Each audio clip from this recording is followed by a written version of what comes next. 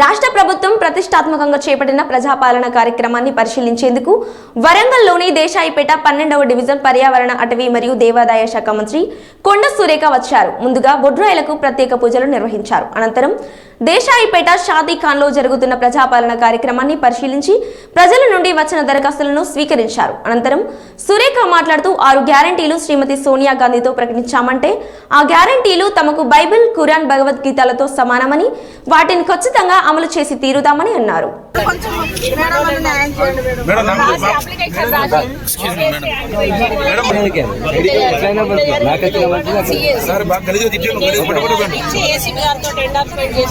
ఆయన వెంటనే పోయి వారి మీద ఎస్సీ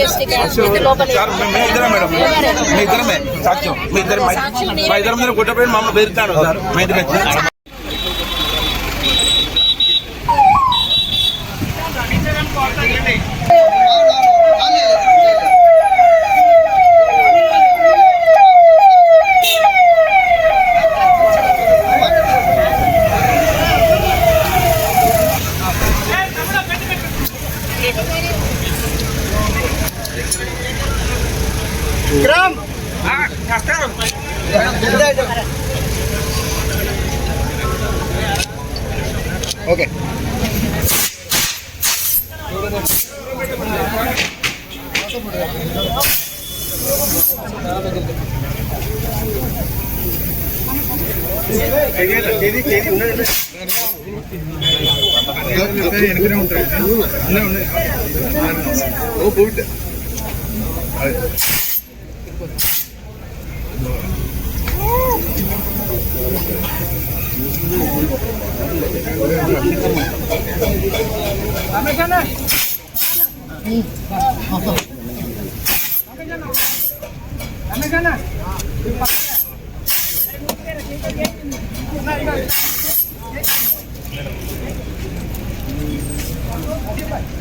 అన్నా ఇక్కడ అన్న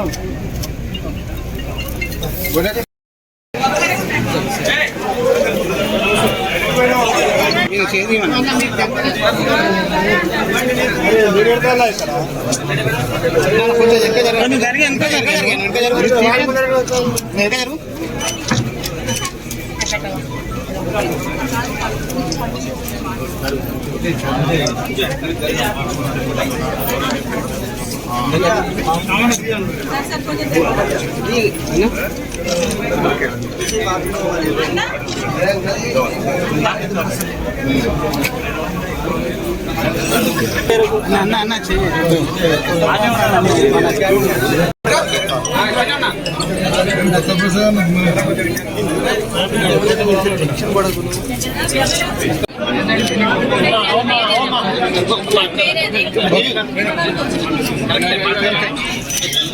అన్న నీ బెల్ట్ పెట్టండి